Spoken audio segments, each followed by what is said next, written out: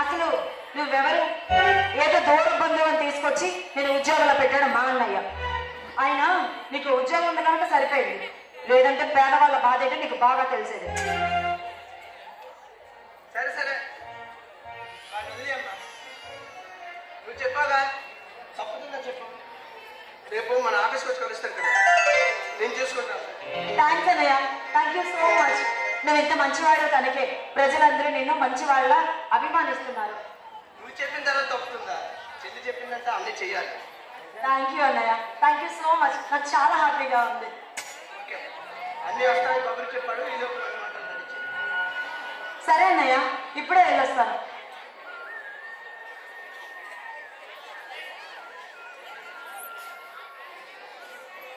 చూడు మామ, మా చెల్లెలు పిచ్చిది మామ.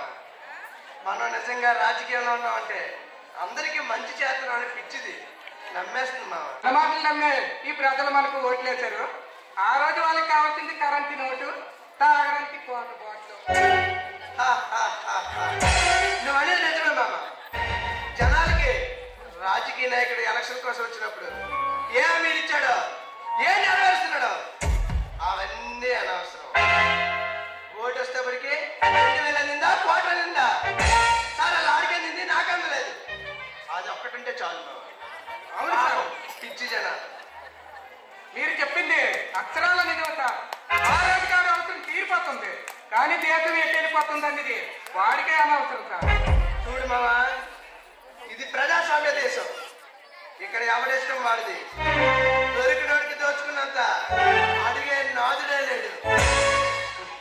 అందుకే కదండి ఎలక్షన్ టైంలో మనం డబ్బులు చల్లుతున్నాం, తీరా కలిసినాక ప్రజలకు రావాల్సిన నిధులన్నీ మన అకౌంట్లోకే మళ్ళీ ఇస్తున్నాం. ఆగు మామ, నువ్వెందుకు కంగారు పడిపోతావు? మనం ఇప్పుడే కదా మినిస్టర్ అయ్యాం. మెల్లిగా జనాలందరిలోకి వెళ్ళి మనం అంటే ఏంటో తీసుకుని తర్వాత మనం అనుకునేది చేస్తాం. సరే అది కానీ బయట విషయాలు ఏమో ఇంటి వరకు తేవద్దని నీకు ఎన్నిసార్లు చెప్పాను? చూడు, వాడెవడో డైరెక్టర్ ఇంటికి వచ్చాడు. మనం అలా బయటకు వెళ్ళాం, వాడు అలా ఇంట్లో పెట్టాడు. ఎందుకంటే జెండాలు చూసాను, ఇల్లు తిరిగానని చెప్పాడు కదా, కాస్త చదువు తీసుకుని ఉంటాను. సరే మామయ్య, ముందు వాడిని రేపు ఆఫీస్కి వచ్చి కలవమని చెప్పు. అన్న కూడా ఒకసారి ఫోన్ చేయి. ఎన్నిసార్లు చెప్పినా ఇంకా బిజీ బిజీ అంటున్నాడు. ఏదో చెప్పాలని చాలా ఆతృతగా ఉంది. సరే సార్, ఆంధ్ర వేలో ఉన్నారు.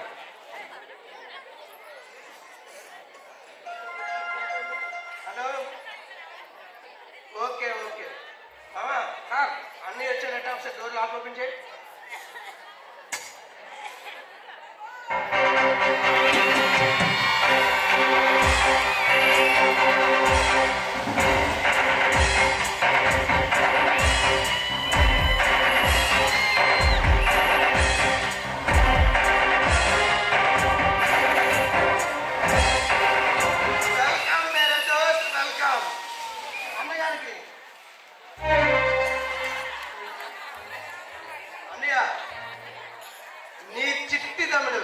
పదవులు అనుభవించాడు, చాలా ఉన్న స్థాయికి ఎదుర్కొన్నాడు. అది నీకు చెప్తామంటే ఎన్నిసార్లు ఫోన్ చేసినా బిజీ బిజీ బిజీ బిజీ.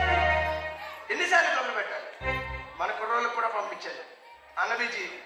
ఎన్నిసార్లు ఫోన్ చేసినా అన్న వస్తాడు, వెయిటింగ్ వెయిటింగ్ వెయిటింగ్. చూడు తమ్ముడు, మిమ్ము చూడాలని మీతో గడపాలని నాకు మాత్రం ఉండదా ఏంటి? కానీ నా వ్యాపారం వల్ల రావడం అవ్వట్లేదు. అందువల్లే కొద్ది గ్యాప్ వచ్చింది. ఈసారి ఆ తప్పు జరగకుండా చూసుకుంటాం తమ్ముడు. ఇంతకీ మన చిట్టిచేలా కదా తమ్ముడు? ఇప్పటి వరకు అదే అడిగిందండి. నేను వెళ్ళి నువ్వు వస్తున్న వాళ్ళు అన్ని రకాల వంటలు చేయమని పంపించాను. రేఖ చెల్లి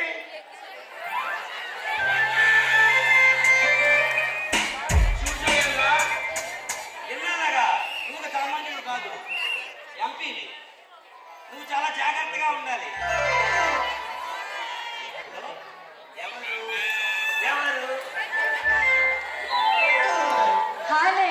ఎలా ఉన్నావు? నువ్వు అన్నాన్ని పిలుపు కోసం అంతిపించిపోతున్నానమ్మా. అన్నయ్య, ఆయన నీ కోసం ఎప్పటి నుంచి ఎదురు చూస్తున్నాను తెలుసా. నువ్వు కూడా ఇక్కడ ఉంటే బాగుండేది కదా, ముగ్గురం కలిసి హ్యాపీగా ఉండొచ్చు. పిచ్చిదండి, మీతో గడపాలని నాకు మాత్రం ఉండదా ఏంటి? కాకపోతే నా వ్యాపారం వల్ల అవ్వట్లేదు. జోగేంద్ర అని నేను బాగా చూసుకుంటున్నాడు కదా, ఇబ్బంది ఏముంది? అన్నయ్య బాగానే చూసుకుంటున్నాడు. కాకపోతే నీకేమో హోదా జనం పిచ్చి, చిన్నయ్యకేమో ఎప్పుడు సంపాదన పిచ్చి. మీది ఇలానే ఉంటే ఎలా అన్నయ్య? ఇది పిచ్చి కదమ్మా, స్టాటస్. అది లేకపోతే సామాన్య జనాలకి మనకి తేడా ఏముందమ్మా? మనం మినిస్టర్ గారి చెల్లెలు వస్తుందంటే సెంటర్ రోడ్ లో ముందులో కారు వెనకాల కారు రాయ్ రాయ్ రాయ్. మినిస్టర్ జోగేంద్ర గారి చెల్లంటే ఎవరికైనా హడాలు హడాలు పట్టాలి. చూడమ్మా, నిన్ను ఓ మంచి వాడికి ఇచ్చి పెళ్లి చేస్తే మా బాధ్యత తీరిపోతుంది. నీ పెళ్లి కూడా ఎలా జరగదు తెలుసా? ఆకాశం ఇంత పందిరి వేసి పూజమంతా పెట్టేసి జరిగితే జోగేంద్ర చెల్లి ఈ పైన చెల్లి పెళ్ళంటే 3 రాకాలు అడలెత్తిపోవాలి. అబ్బా అన్నయ్య, ముందు నాకు కాదు పెళ్లి, మీ ఇద్దరు పెళ్లి చేసుకొని వదిలి తీసుకురండి. ఆ తర్వాత నాకు పెళ్లి చేదురు కానీ. ఎదిగిన చెల్లెలు ఇంట్లో ఉండగా ఏ అన్ని పెళ్లి చేసుకుంటారమ్మా చెప్పు. సరే అన్నయ్య, మీ ఇష్టం. మీ ఇష్టమే నా ఇష్టం. నీ పెళ్లి చేసిన తర్వాత మా ఇద్దరం పెళ్లి చేసుకుంటాం. ఆ మాట ఇస్తాం. అలాగే అన్నయ్య, తప్పకుండా. మీ ఇష్టమే నా ఇష్టం అన్నారుగా. నువ్వు ఎన్నో వంటలు చేసావు అన్నా కదా, అన్నయ్య కోసం తెచ్చాం. సరే అన్నయ్య, మన ముగ్గురం కలిసి చాలా రోజులు అయింది కదా, ఈ రోజు ముగ్గురం కలిసి హ్యాపీగా భోజనం చేస్తూ మాట్లాడుకుందాం. సరే అన్నయ్య. జోగేంద్ర, ఎన్నాళ్ళు నువ్వు ఒక సాధారణ వ్యక్తివి, ఇప్పుడు మొన్న రాష్ట్రాన్ని శాసించి ఎంపీవి. నీకు ఎటువంటి ఇబ్బంది వచ్చినా నాకు చెప్పు తమ్ముడు. నీకు ఎటువంటి సమస్య లేకుండా నేను చూసుకుంటాను. నీకెవరైనా అడ్డు వస్తే అడ్డంగా నరికేస్తాను. అన్నయ్య, నాకు ఆ ధైర్యం ఉందన్నయ్య. కాకపోతే మనం ఇప్పుడు అధికారంలో ఉన్నాం. ఏ పని చేసినా కామ్గా చెయ్యాలి. మాసం తిన్నాం కదని దుమ్ములు మెల్ల వేసుకోకూడదు. మనం చేసిన పని 3వ కంటి వాడికి కూడా తెలియకూడదు. జోగేంద్ర గారి స్కెచ్ అంటే ఎవరికైనా వచ్చబడాలి. చూడు తమ్ముడు, నీకు ఎవరైనా అడ్డు వస్తే నువ్వు రాజ్యాంగాన్ని ఆలోచిస్తావేమో. ఈ పైరుడికి ఎవరైనా అడ్డు వస్తే ఆ కాల పైన అడ్డు వచ్చినా వాళ్ళని అంతం చేసేస్తానే తప్ప నిమిషం కూడా ఆలోచించను. వెయిట్ అన్నయ్య, ఎందుకంత కంగారు పడతావు? అంతవరకు వస్తే నేను నీకే కదా కబురు చేస్తాను. నాకు చేయాల్సినంత నేను చేస్తాను. నాకు కాదంటే అప్పుడు నీ కబురు చేస్తాను. ఒక పప్పు తెచ్చిన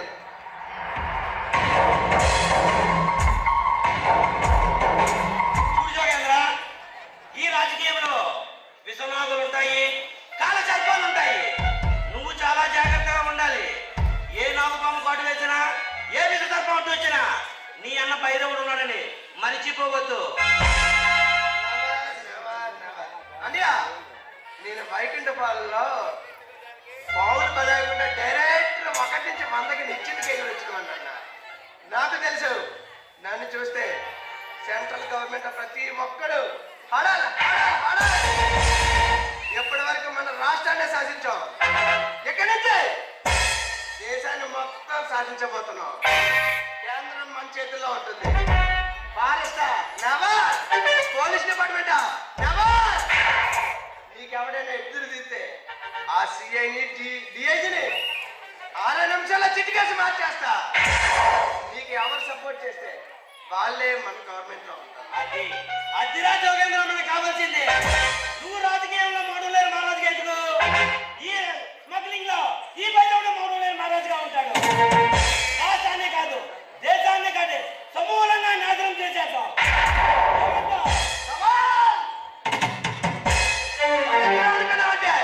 ఎవరికైనా మాట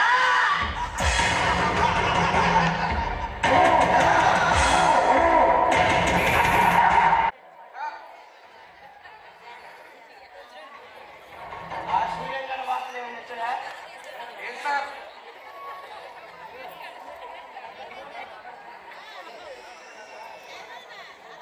ఆ సూర్యం గాడు, శేఖర్ గాడు, విక్రమ్ గాడు ఏకమయ్యాను విన్నాను, నిజమేనా? అవును సార్, మన మీద ఉన్న కేసులన్నీ టేకప్ చేస్తున్నారని విన్నాను.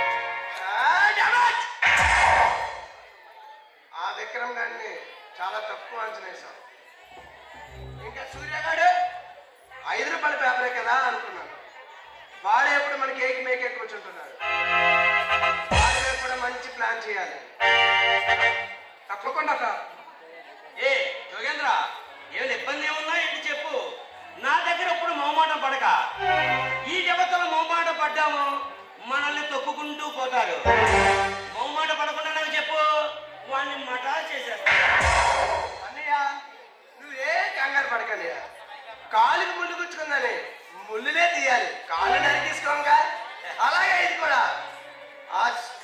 ఆ సూర్యం గడు ఆల్రెడీ మన చేతిలో చావు దెబ్బతున్నవాడు. ఇంక విక్రమ్ గడు అంటావా, కొత్తగా వచ్చిన ఎస్ఐ, ఏదో కొత్తగా ఉద్యోగంలోకి వచ్చారు కదా అని ఒక 2 ఛాన్సులు ఇచ్చాడు అంతే. చెలరేగిపోతున్నాడు నా కొడుకు. చూద్దాం, వాడాలి తేల్చుదాం. ఏ శేఖర్ సార్, అన్న వచ్చాడు చాలా రోజుల తర్వాత, మన దగ్గర మంచి పసంద ఏర్పాటు చేయి. అది నాకు ప్రత్యేకించి చెప్పాలా సార్? చిటికలా చేస్తాను. మనం ఎలక్షన్ లో ఖర్చు పెట్టిన డబ్బు అంతటికి లెక్క లేకుండా పోయింది. ఆ డబ్బుని జనం మీదే పీక్కుంటూ మనం సంపాదించాలి. అన్నయ్య నువ్వు నాకు ప్రత్యేకంగా చెప్పాలి అన్నయ్య. ఇప్పుడే కదా మనం మినిస్టర్ అయ్యాం. కాకపోతే జనాల్లోకి డైరెక్టర్ గా వెళ్ళకూడదు. మెల్లగా మనం మంచిగా నటించాలి. తర్వాత ఆ వంతులు అవే వస్తాయి. All right. నువ్వు మనం ఇప్పుడు ఏం దొరికినా మన అధికారంలో ఉన్నాం. ప్రతిపక్షం మన కోసం ఎదురు చూస్తుంది. చిన్న తేడా వచ్చినా ఏకే కూర్చుంటుంది. మనం వేసే ప్రతి అడుగు ఇంటెలిజెన్స్ వెనకాల ఆలోచిస్తుంది. కాబట్టి ఆచి తూచి వెయ్యాలి. చూడు జోగేంద్ర, నువ్వు ఈ పోలీస్ వ్యవస్థకి ఈ జనానికి పడి ఆలోచించి ఆచితూచి వేస్తామేమో. బట్ బైరోడిది వన్ సైడ్ వార్. తలుచుకుంటే మనం అంతం చేయడమే అంతే తప్ప ఆలోచించడాలు ఉండవు మన దగ్గర. ఏ శేఖర్ సార్, అన్న వచ్చాడు కదా మన దగ్గర పసంద 2 మంది ఏర్పాటు చేయండి. అలాగే సార్. వీళ్ళ ఏర్పాటు చేయండి.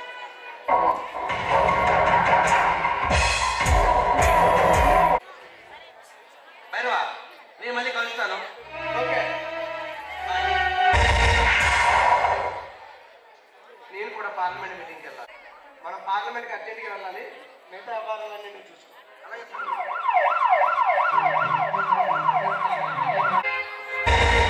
శేఖర్ సార్, ఏంటి మన రాజకీయ ప్రస్థానం ఎలా ఉన్నది? ప్రస్తుతానికి మనకి ఎదురు లేదు సార్. మనకి ఎదురు తిరిగిన వాడు ఎవడైనా ఉంటే వాడిని అంతం చేస్తాం కదా. అంత బేగా రారుగా. ఆ, ఆ, ఆ, ఆ. నమస్తే సార్. ఎవరయ్యా? నా పేరు శివ అండి. మీరంటే నాకు చాలా అభిమానం. మీ పార్టీ జెండాను భుజం వేసుకుని ఈ పార్టీ ప్రచారం బాగా బాగుంది సార్. ఓ, గుడ్, గుడ్. నువ్వేనేటయ్యా శివ? నీ దుంపదగా నీకోసం ఇంత పెద్ద గొడవ అయిందయ్యా. నాకు మా చెల్లికి ఏంటి సార్, ఏ మీ పని? చెల్లాయి నా కోసం మొత్తం చెప్పిందా? చెప్పింది కానీ ఏం పని మీద వచ్చావా? ఏం లేదు సార్, నేను మీ పక్క వాళ్ళు ఉంటున్నాను. నేను ఎంబీఏ పూర్తి చేశాను సార్. కియా కంపెనీలో జాబ్ కోసం అప్లై చేశాను. మీరు ఏదైనా రికమెండ్ చేస్తారని ఎలా వచ్చాను. ఓ, జాబ్ కోసమా? ఏ శేఖర్ సార్, జాబ్ అంటున్నాడు. అయినా ఏం జాబ్ చేస్తావు ఎవరు చెప్పాలి నేను? సార్, బ్రతకడానికి ఏ పనైనా పర్లేదు సార్. చాలా నిజాయితీగా చేస్తానండి. బ్రతకడానికి అనుకుంటే ఏ రిక్ష తొక్కనే నువ్వు బ్రతకొచ్చే. అందుకు నువ్వు చదువుకున్న చదువు నీకు అడ్డు కాదే. బ్రతకొచ్చు, కానీ న్యాయంగా ధర్మంగా సంపాదించి ఒక్క రూపాయైనా బ్రతకొచ్చు. కానీ మినిస్టర్ గారు పక్కకు వాళ్ళు ఉన్నారు కదా, నేను హెల్ప్ తీసుకుందామని ఎలా వచ్చాను. చూడు మిస్టర్ శివ, నీతి న్యాయంతో సంపాదించే సంపాదన నీ పొట్ట నింపదే. అలాగని దాంతో నీ కుటుంబాన్ని నువ్వేం పోషించగలవు? ఏం సార్ మీరు చెప్పేది? చూడు శివ, ఇందులో అర్థం కాకపోవడానికి అంటూ ఏం లేదే. మంత్రి గారి వ్యవహారాలన్నీ నేను చూసుకుంటాను. ఆయన ఇల్లీగల్ వ్యాపారాలన్నీ నువ్వు చూసుకో. నీకు చేతి నిండా డబ్బు, ఈ సొసైటీలో మంచి పేరు. ఏమంటావు? సార్, నీతిగా సంపాదించే ఒక్క రూపాయితోనైనా సంతోషంగా బ్రతుకుతాను. అంతేగాని అవినీతి దారులు తొక్కి ఆ సంపాదనతో నా కుటుంబం కూడా ఒక్క రోజు కూడా గడవను సార్. సర్లేదయ్యా, నీతిగానే చేతిగానే మన కంపెనీలో జాబ్ చేస్తావా? సార్, మీరు చెప్పిన ఏ పనైనా చేస్తాను, ఎంత పనైనా చేస్తాను సార్. మంచి జీతం ఇస్తాను. మన కంపెనీలోని అకౌంట్ పోస్ట్ ఉంది, రేపు వచ్చాను. సార్ మాట చెప్పమని వస్తే మాటనే చెప్పాలి. నిజంగా గ్రేట్ సార్ మీరు. Okay, congrats. ఉద్యోగం వచ్చింది కొత్త కదా, మీ ఫ్రెండ్స్ ఉంటారు కదా, అదే ఆ కొండ ఆర్య వీళ్ళందరికీ మంచి పార్టీ అరేంజ్ చేసుకో. ఉద్యోగం వచ్చిందని చెప్పి రేపు మార్నింగ్ వచ్చాను. సార్ మీ గురించి వినడమే కానీ కళ్ళాడుతోటి ఇదే మొదట్లో సార్. ఏ షాయిగా అడ్వాన్స్ వాడు ఏదో పార్టీ ఏర్పాట్లు అంటున్నాడు చూసుకో.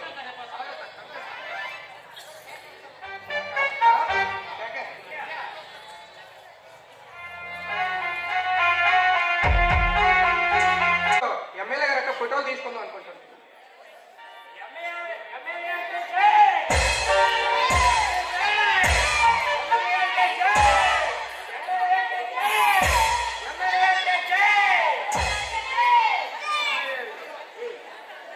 ఓకే ఓకే, దీనికి ఇచ్చి పంపిద్దాం.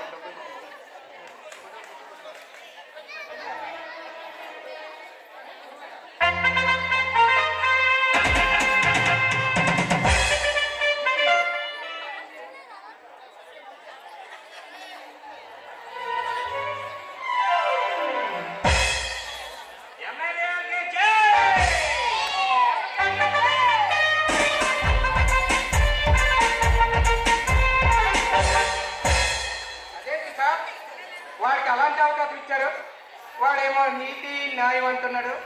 మనకేమైనా పనికొస్తాడంటారా? చూడయ్యా శాఖ, నువ్వు ప్రతిదానికి ఇంతేనయ్యా, చిన్నదానికి కంగారు పడిపోతావు.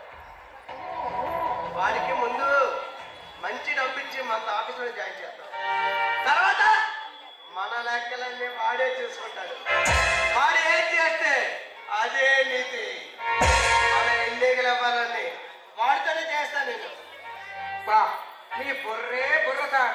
మీరు ఎలా డబ్బుతో అని కొనేస్తారు, వాడు ఆ తర్వాత ఎటు వెళ్ళలేడు. మనం ఏం చెప్పినా కుక్కల తోకాడించవలసిందే. నువ్వు చాలా తెలివైనాడు బాబా. నేను ఇంటే అంటే అట్టే బస్సు కట్టేస్తావు. ఈ జనాలు ఉన్నారు చూసావా, వాళ్ళు ఎలక్షన్ కోసం మన కోసం ఎంతో కష్టపడి పనిచేస్తారు. వాళ్ళందరికీ మంచి పార్టీ ఏర్పాటు చేయొచ్చు. చిటికలా చేస్తాను సార్.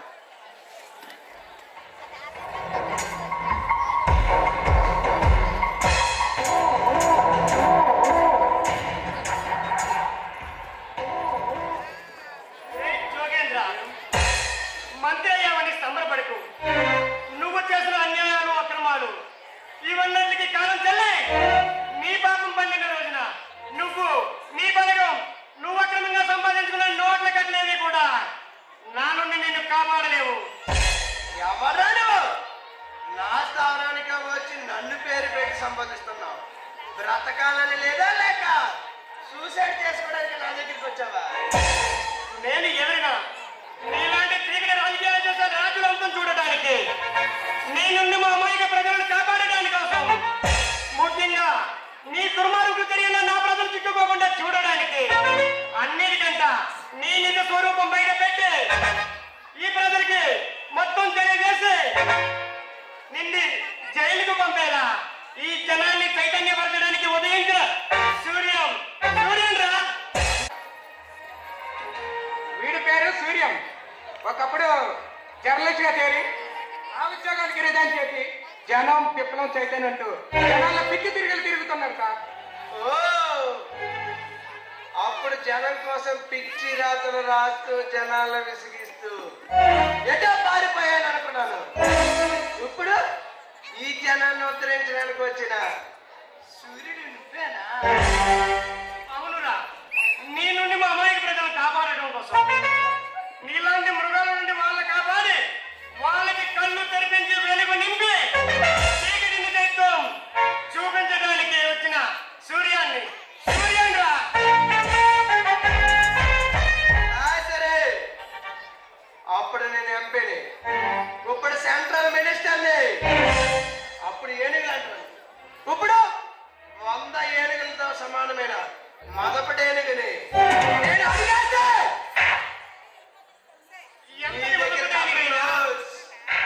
ఎంతటి వందపడేనికైనా నీటిలో ఉన్న చిన్న ముసలికి సలాం చేయవలసిందే. ఆనాడు కదండ్ర మోకంలో ఏనుగుని కాపాడడానికి మహావిష్ణువు వచ్చాడేమో, కానీ నేను గురి చూసి వల వేసి నిన్ను పట్టుకుంటే నీ బంధుత్వం నీ వెనకాల కొండాను.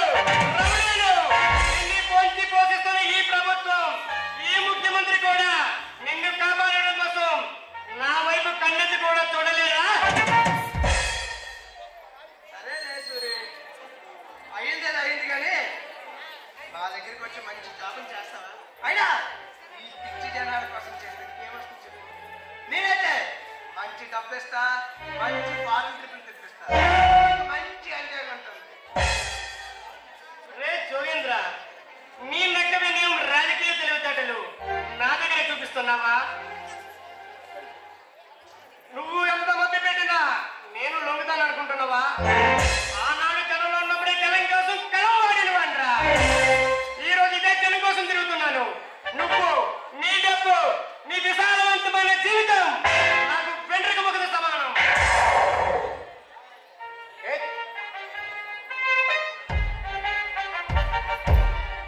ఏ సూర్య, ఎందుకు అనవసరంగా వచ్చిన అవకాశాన్ని కాదనుకుంటున్నా? జనం జనం జనం అని జనం కోసం పాకలాడుతున్నవే. ఈ జనం నిన్ను ఏమని పిలుస్తున్నారో తెలుసా? నక్సలైట్ అని పిలుస్తున్నారు. కనిపిస్తే పోలీసులకి కాల్చిమని వాళ్ళకే చెప్తున్నారు. ఏయ్, మీలాంటి మృగాల కోసం ఏసీ గదుల్లో పనిచేయడం కన్నా ఈ పేద ప్రజల కోసం హాయిగా మరణించడమే మంచిదిరా.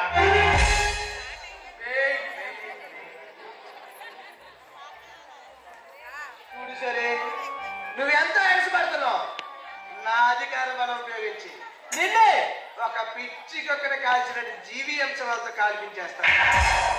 నేను ఇప్పుడు మినిస్టర్ని. నేను ఎవరు చెప్తే వాడికే టార్గెట్ చేస్తాను. నాతో ఏది చెప్పు నీకు? ఎవరు కాల్చుకుంటారో తొందరలోనే చూద్దాం. తొందరలోనే నా చేతిలో నీకు కుక్క చావు తప్పదు.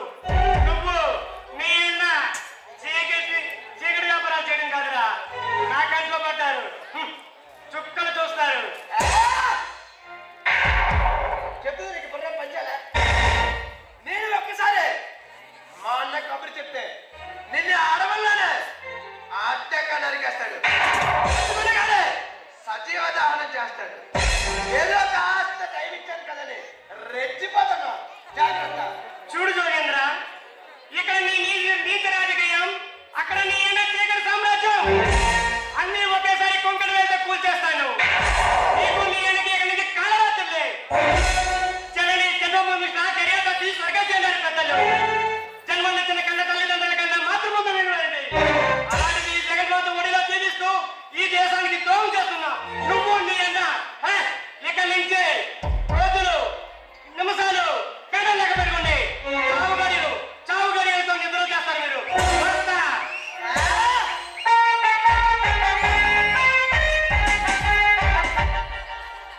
ఇలాంటి వాడు ఎవడొచ్చినా సరే ఈ జోగేంద్ర గారి వెంట్రుక కూడా పేకలేడు. నా జీవితానికి నేనే రాజు, నేనే మంత్రి. వాడు ఆవేశం చూస్తే నా గుండెలకి ఎందుకు భయంగా ఉంది సార్. నువ్వు ఆగయ్యా శేఖరు, ప్రతిదానికి భయపడిపోతావు. అరిసే కుక్క కర్రదని ఒక సామెత ఉందని తెలుసు. పెద్ద పెద్ద రాజకీయ నాయకులు సైతం నా దగ్గరికి వచ్చి సలాం చేస్తారు. ఎక్కడ ఏం ప్లాన్ చేయాలో నా సలహాలతోనే పనిచేస్తుంటారు. ఆఫ్టర్ వీడొక వంట కాదు, వీడే చేస్తున్నాను. నేను ఒక ఫోన్ కొట్టు చాలు, మా అన్న వాడిని అడవుల్లోనే అడ్డంగా నరికేస్తాడు. నన్ను ఎవరు టచ్ చేయలేరు. నన్ను టచ్ చేయాలంటే ముందు మా అన్నాడికి నడిదిమ్ములు ఎరగొడేస్తాడు.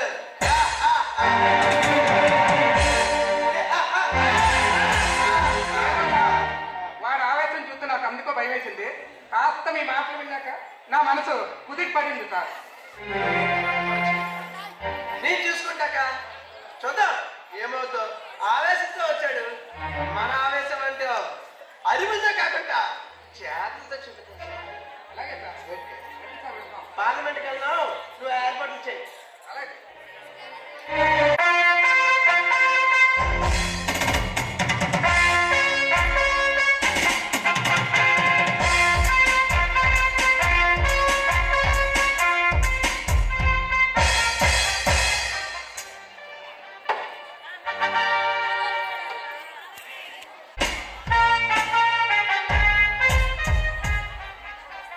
నమస్తే ఇన్స్పెక్టర్ విక్రమ్. ఈ సమాజంలో ఒక బాటసారి, కనిపించిన ధర్మానికి అన్వేషణి. అంటే అర్థం కాలేదు ఇన్స్పెక్టర్. చీకటిని సైతం చీల్చుకుని సూర్యుడు ఎప్పుడు వస్తాడని ప్రతి ప్రాణి ఎదురు చూస్తుంది. మా జీవితం వెలుగులో గడపాలని ఈ భూమి మీద ఉన్న ప్రతి పేదవాడు ఎదురు చూస్తాడు. అలాగే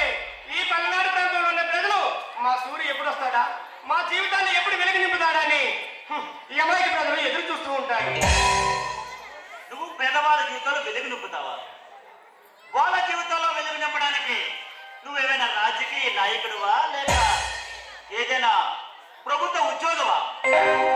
ఏది కానప్పుడు నువ్వు ఎలా వెలుగు నింపగలవు వాళ్ళ జీవితాల్లో? పేదవారి జీవితంలో వెలుగే నింపాలంటే రాజకీయ నాయకుడు కానవసరం లేదు, ప్రభుత్వ అధికారి అంతకన్నా కానవసరం లేదు. ఆఫీసులో ఆదుకుంటే చాలు, అన్నాన్ని తీస్తే 10 మంది పలికితే చాలు. అంటే ఏమిటి నీ ఉద్దేశం? నువ్వు తప్ప ఈ ప్రజలను ఎవరు కాపాడలేదునా? పట్టించుకుంటున్నారు. ఎందుకు పట్టించుకోలేదు? ఈ రాజకీయ నాయకుల తాలూకా మంచి చెడలు మీ పోలీసులు పట్టించుకుంటున్నారు. డబ్బు అనే లంచం రూపంలో ఈ రాజకీయ నాయకులు మీ పోలీసులు పట్టించుకుంటున్నారు. సూర్య, జబర్దస్త్ వచ్చి ఏం మాట్లాడుతున్నావు? తెలిసే మాట్లాడుతున్నావా? అన్నీ తెలిసే మాట్లాడుతున్నాను ఇన్స్పెక్టర్. మీ అన్నదాన్ని చూసుకునే కదా ఆ మంత్రి జోగేంద్ర, వారి అయిన భైరవ చీకటి వ్యాపారాలు సక్రమంగా చేస్తున్నారు. మీ అండ చూసుకునే కదా ఈ పల్లెటూరులో రౌడీలు సైతం రెచ్చిపోయి సామాన్యమైన పేద ప్రజల దగ్గర మామూలు వసూలు చేస్తున్నారు.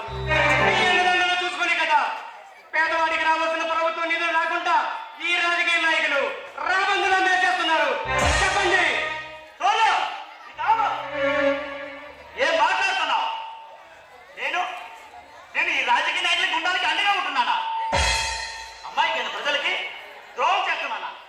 అసలు ఏం మాట్లాడుతున్నావు? అసలు నా స్టేషన్కి ఏ ఒక్కటి కంప్లైంట్ రావడం లేదా తెలుసా? కంప్లీట్ వస్తే వాళ్ళు ప్రతినిస్తారా? నీ డ్యూటీ నేను కైలేస్తారా ఈ ప్రభుత్వ అధికారి? అదే కానీ జరిగితే చేసిన వాడు అందమే ఒక్కొక్కరిని వెంటాడి ఉరికమ్మని ఎక్కిస్తాను. అంటే రోడ్డు మీద సైకిల్లో వేసి ఉరికమ్మని ఎక్కిస్తాను. ఎవరు లేని అనామకులైన నేను ఈ సమాజంలోని కుళ్ళు కుదుంటాలు చూచి సహించలేక కష్టపడి చదివి ఈ పోలీసు ఉద్యోగం సంపాదించాను. అలాంటి వాళ్ళు ఉంటాను ఎలా అనుకున్నావు సూర్య? ఎలా అనుకున్నావు? అదే ఆశించు ఇన్స్పెక్టర్ ఎగ్జామ్.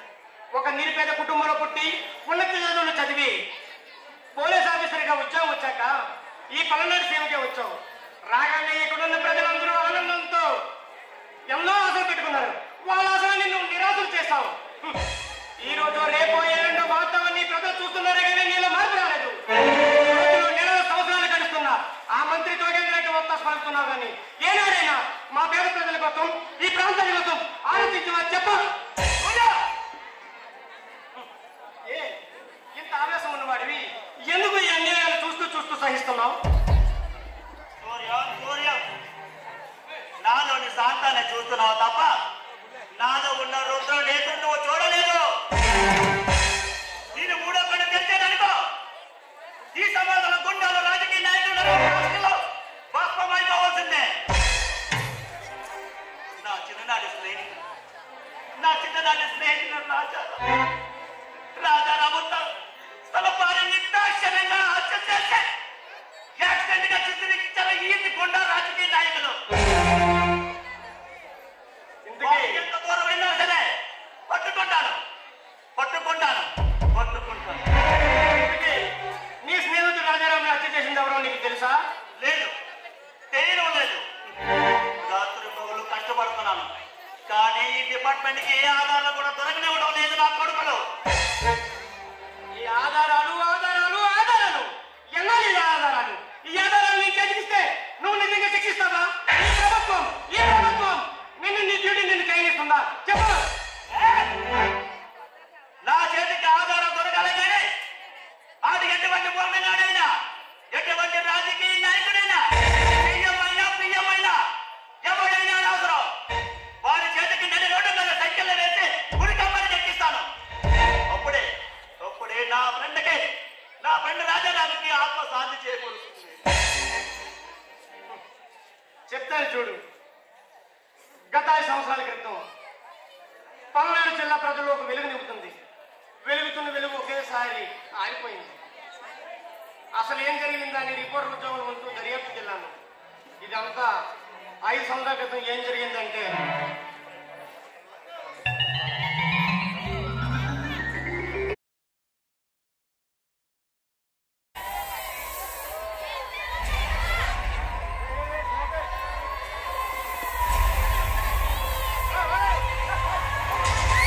Take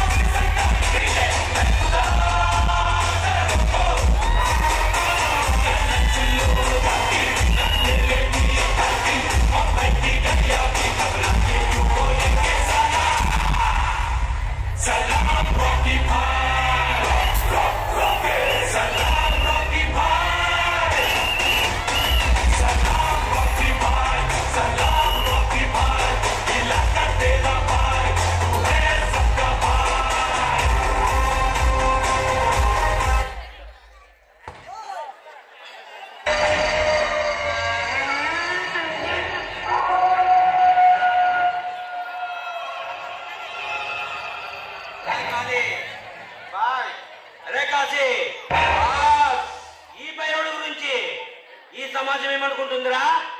భైరవుడు భైరవుడు అంటే ఈ జనాలు చలి జ్వరం వరకు నాటి వణుకుతున్నారు బాస్.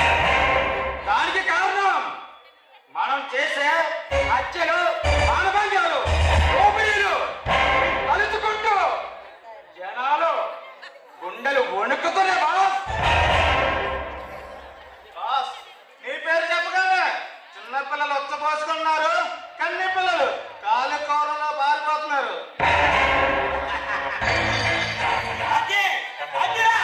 ఈ భైరవుడు తలుచుకుంటే అధికార పార్టీని కింద దించుతాడు, ప్రతిపక్ష పార్టీని అందరూ ఎక్కిస్తున్నాడు. మనం తలుచుకుంటే రాజ్యాలే కూలిపోయాయి. రాజకీయాలంటారా మనకి? అసాధ్యాలను సుసాధ్యాలు చేసే తమ్ముడిని మనగాళ్ళం అన్నమాట. మనగాళ్ళమే.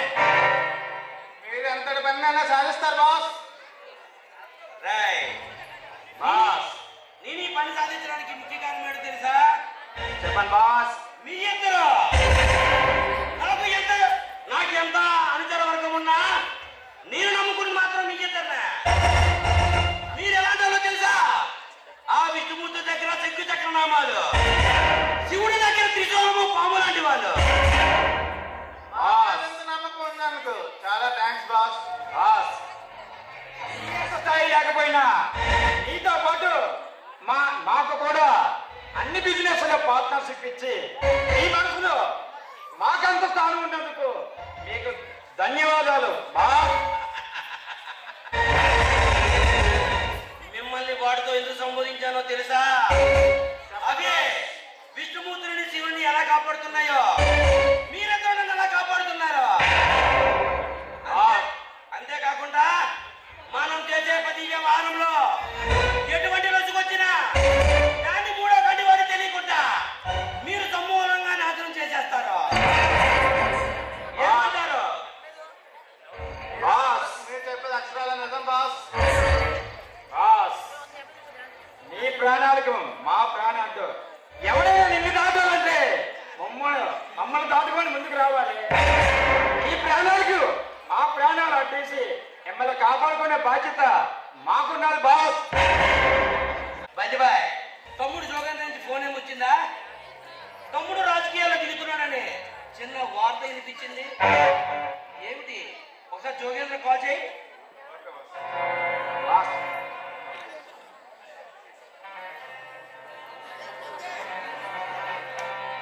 జోగేంద్ర రావాలి, అమ్మయ్య గారు పిలుస్తున్నారు. ఏదో అర్జెంట్ మీటింగ్ ఉంది, రావాలి జోగేంద్ర. ఇక్కడ నుంచి మన వ్యాపారాలన్నీ కూడా నేషనలే కాకుండా ఇంటర్నేషనల్ స్మగ్లింగ్ లో ఎర్ర చందనం, డ్రగ్స్ వరకు షిప్పింగ్ లో చేయాలన్నా, ఫ్లైట్ లో చేయాలన్నా సరే మనకు సైకిల్లోనే చెయ్యాలా. మనకు కాకుండా ఎవడైనా పోటీ వస్తే వాడి ఇన్ఫర్మేషన్ కనిపెట్టండి, వాడిని ఎలా అంతం చేయాలో భైరవుడు చూసుకుంటాడు. మనకి పోటీ ఎవరు బాస్? మనకు మనమే పోటీ బాస్. మన జోగేంద్ర ఎలక్షన్ లో కానీ గెలిస్తే అధికారంలో ఇన్నాళ్ళు మనం ఈ పోలీసులకి ఆ పై అధికారులకు సలాం కొట్టుకొని బతికే మనం చేసే ఈ అక్రమ వ్యాపారాలకి అన్నిటికీ కూడా వాళ్ళ చేతితో సలాములు కొట్టించుకుంటూ మన వ్యాపారాలు దొంగల్లా కాకుండా దొరల్లా ఈ రాష్ట్రాన్నే కాదు దేశాన్ని దోసుకోవచ్చన్నా మరి ఎమ్మెల్యే జోగేంద్రగా ఆయన మనం ఎలాగైనా గెలిపించుకోవాలి.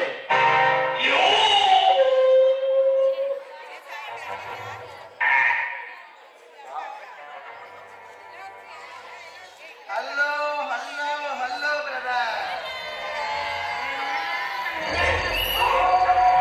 జోగేంద్ర, ఈ అన్నయ్య మీదకి అంతమంది వచ్చావు? అర్జెంట్ పని ఒకటి ఉంది, అందుకోసమే నీకోసం పని కట్టుకుని ఎమర్జెన్సీ ఫ్లైట్ లో వచ్చా. ఏమిటి చెప్పు జోగేంద్ర, నీకు ఇబ్బంది కలవాలైతే ఇబ్బంది లేకుండా చేసేస్తాను. Never never never. Good news. ఏంటది? నీ చిట్టి తమ్ముడు ఇప్పుడే చిట్టి తమ్ముడికి సెంటర్ నుంచి కబురు వచ్చింది. కన్ఫర్మ్ చేశారని ఇప్పుడే మెయిల్ వచ్చింది. ఆ విషయం ఫస్ట్ ఇదని చెప్తాను వచ్చాను.